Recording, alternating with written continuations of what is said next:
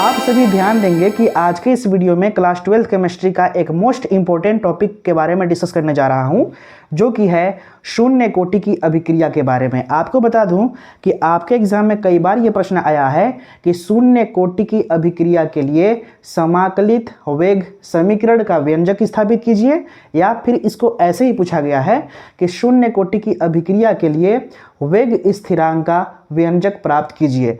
और इसी कारण से ये टॉपिक आपके एग्जाम के लिए मोस्ट इंपॉर्टेंट टॉपिक है। चलिए हम वीडियो को स्टार्ट करते हैं और समझते हैं शून्य कोटि की अभिक्रिया क्या होती है इस बारे में। सबसे पहले आपको जानना चाहिए कि शून्य कोटि की अभिक्रिया किसे कहते हैं। इसमें आपको ऐसा बोलना है कि वह रासायनिक अभिक्रिया जिसमें अभिक्रिया का वेग अभिकारक के सांद्रता के शून्य घात के समानुपाती होता है, शून्य कोटि की अभिक्रिया कहलाता है। क्या चीज़, ध्यान से समझिए। इसमें आपको ऐसा बोलना है कि वह रासायनिक अभिक्रिया जिसमें अभिक्रिया का वेग अभिकारक के सांद्रता के शून्य घात के समानुपाती होता है, उसको हम बोलते हैं शून्य कोटि की अभिक्रिया।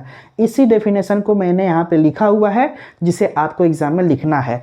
ध्यान देंगे, अगर पूछ लेता है कि शून्य कोटि की अभिक्रिया का डेफिनेशन क्या होता है, तो इसमें आप ऐसा लिखेंगे कि वह रासायनिक अभिक्रिया जिसमें अभिक्रिया का जो वेग होता है ना, ये अभिकारक के सांद्रता के शून्य घात के समानुपाती होती है, और इसी को बोलते हैं शून्य कोटि की अभिक्रिया।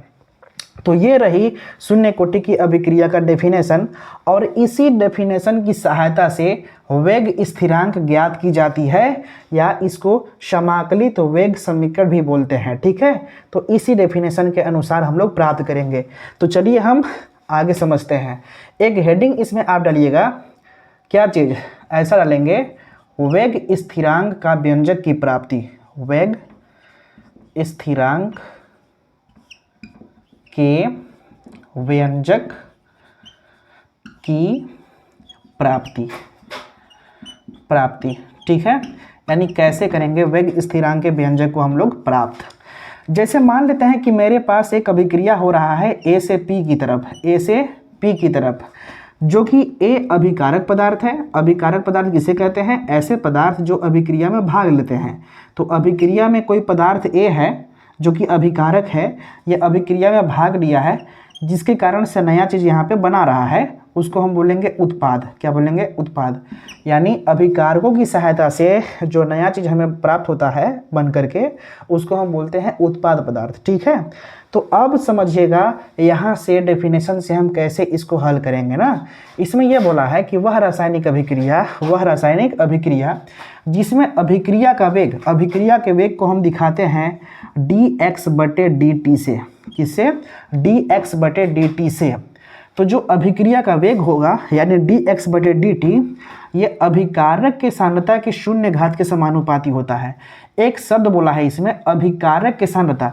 तो इसमें अभिकारक कौन है? तो अभिकारक A है, तो यहाँ पे हम लिखेंगे A। तो एक क्या हो गया? अभिकारक। लेकिन सांद्रता का मतलब क्या होता है? तो इसके ऊपर आप लगाएंगे ब्रैकेट बड़ा वाला। जैसे ही आप बड़ा वाला ब्रैकेट लगा देंगे, इसका मतलब समझा जाएगा कि A की सांद्रता के बारे में बात किया जा रहा है। अगर इसके ऊपर आप ब्रैकेट नहीं लगाएंगे, तो इसका मतलब आप केवल अभिकारक को यहाँ पे लिखे हैं, इसकी सांद्रता को नहीं। ठीक है, तो इसमें क्या लिखा गया है कि जो अभिक्रिया का वेग होता है, ये अभिकारक के सांद्रता के शून्य घात के समानुपाती होता है। इसका मतलब यहाँ पे घात शून्य लगाना है, और इसी के समानुपाती होता है। ठीक है, इसी से ही डेफिनेशन निकल के यहाँ पे आया है। क्या चीज़? अभिक्रिया का जो वेग होता है, ये अभिकारक के सांद्रता के शून्य घात के समानुपाती होता है। यहीं से ये डेफिनेशन आया है। ठीक है, अब इसी की सहायता से हम लोग वेग स्थिरांक का व्यंजक प्राप्त करेंगे। कैसे करेंगे? तो ध्यान देना, इसको हम लिखेंगे आगे dx/dt। यहाँ पे समानुपाती का चिन्ह जब हटाएंगे, तो यहाँ पे बराबर लगाएंगे, और इसके बदले में एक कांस्टेंट आता है k। क्या आता है? k। और इसको लिखेंगे ब्रैकेट में a और ऊपर में 0।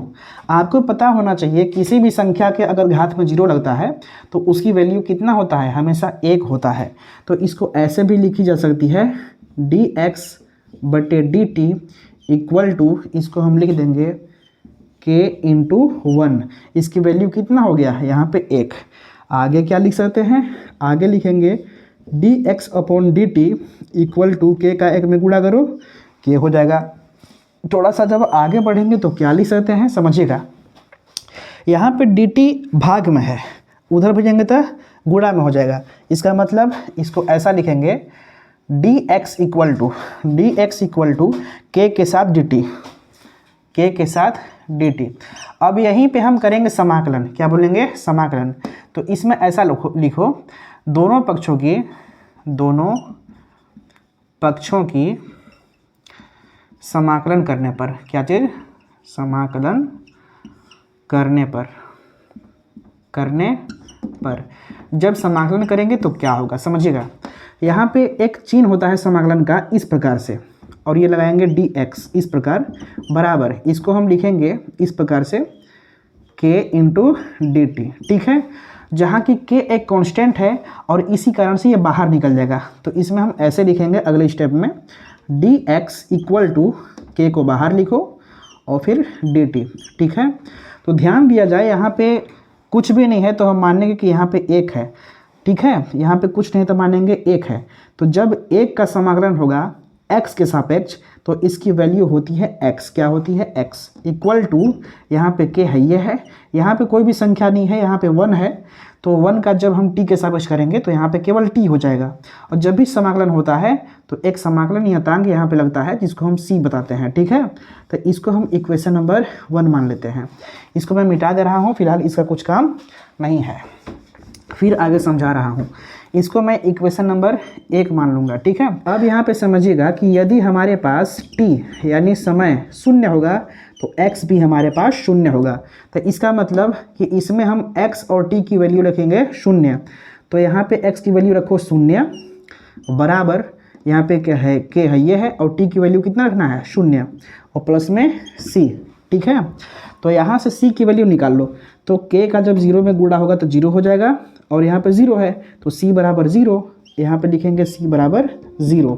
तो अब इसको हम इक्वेशन नंबर 2 मान लेंगे। 2 मानने के बाद क्या करेंगे कि इक्वेशन 2 की वैल्यू इक्वेशन 1 में पुट करेंगे।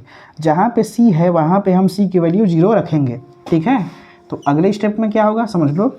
इसमें हम ऐसा लिखेंगे कि समीकरण 2 का मान समीकरण 1 में रखने पर, क्या लिखेंगे, समीकरण 2 का मान समीकरण 1 में रखने पर आपको ये बात समझ में आ चुकी होगी ना। अब यहाँ पे समझिएगा, हमारे पास क्या है, x इक्वल टू, यहाँ पे है k into T plus c की वैल्यू कितना है, c की वैल्यू है 0, ठीक है। यहाँ पे हो जाएगा x इक्वल टू के इंटू टी, यहाँ से k की वैल्यू निकाल लो, k इक्वल टू, यहाँ पे गुणा में है t, इधर आएगा तो भाग में, यानी x बटे में t हो जाएगा। तो ये जो आया ना फार्मूला, यही है वेग स्थिरांक का व्यंजक, ठीक है। k को हम बोलते हैं वेग स्थिरांक, इसी का व्यंजक का सूत्र ये प्राप्त हो गया है। अब यहाँ से आप मात्रक भी निकाल सकते हैं, क्या चीज़, मात्रक। तो ध्यान देना, x का जो मात्रक होता है ये होता है मोल प्रति लीटर, क्या, मोल प्रति लीटर, और जो t होता है इसका सेकेंड, क्या होता है, सेकेंड। तो यहाँ से आप ऐसा लिख सकते हैं, आप इसको भी लिख सकते हैं, ये भी मात्रक है इसका। आप चाहें तो सेकेंड और लीटर को आप ऊपर ले जाओ तो हो जाएगा मोल लीटर इन्वर्स, लीटर इसके ऊपर इन्वर्स, इन्वर्स का मतलब घात में -1, ठीक है। Mole litre inverse second inverse, यानी सेकेंड के घात में -1, ठीक है। क्या लिखा है, mole litre inverse second inverse. इसको ऐसे लिख सकते हैं, MOL mole litre inverse second inverse, ठीक है। इस प्रकार से भी लिख सकते हैं, यही इसका क्या है, मात्रक है। तो मैं उम्मीद कर सकता हूं कि आप लोग शून्य कोटि की अभिक्रिया के लिए वेग स्थिरांक का व्यंजक प्राप्त करने सीख चुके होंगे, ठीक है। आपको सीधा कुछ नहीं करना है, सीधे आपको एक अभिक्रिया लिखना है कि जिसमें A से P की तरफ हो रहा है, A एक अभिकारक है और P क्या है, एक उत्पाद है, ठीक है। और आपको पता होना चाहिए परिभाषा से कि जो अभिक्रिया का वेग होता है dx/dt, ये अभिकारक के सांद्रता के शून्य घात के समानुपाती होता है। तो इस कंडीशन में जब इसको हटाएंगेगा तो यहाँ पे बराबर लगेगा और इसके बदला में यहाँ पे k कांस्टेंट, ठीक है। और ये जैसे ही यहाँ पे लिख दिए हैं, इसकी वैल्यू कितना होती है 1, तो यहाँ पे हमने 1 लिखा है। इसके बाद में k की वैल्यू मतलब k की जब गुणा की गई 1 के साथ, तो k का 1 में किए तो k हुआ, ठीक है। अब यहाँ पे dt है, भाग में भेजेंगे उस साइड तो गुणा में होगा किसके साथ, k के साथ, ठीक है। तो dx equal to k into d t हो जाएगा, जो कि यहाँ पे लिखे हैं। अब दोनों पक्षों की क्या करेंगे, हम समाकलन करेंगे तो क्या हो जाएगा, यहाँ पे समाकलन का चिन्ह लगाएंगे और यहाँ पे चिन्ह लगाएंगे। और चूंकि k एक कांस्टेंट है इसलिए ये बाहर कर देंगे इसको, ठीक है। तो यहाँ पे हम समाकलन dx इक्वल टू लिखे हैं इस k को ऐसे ही, और ये क्या है dt है ना।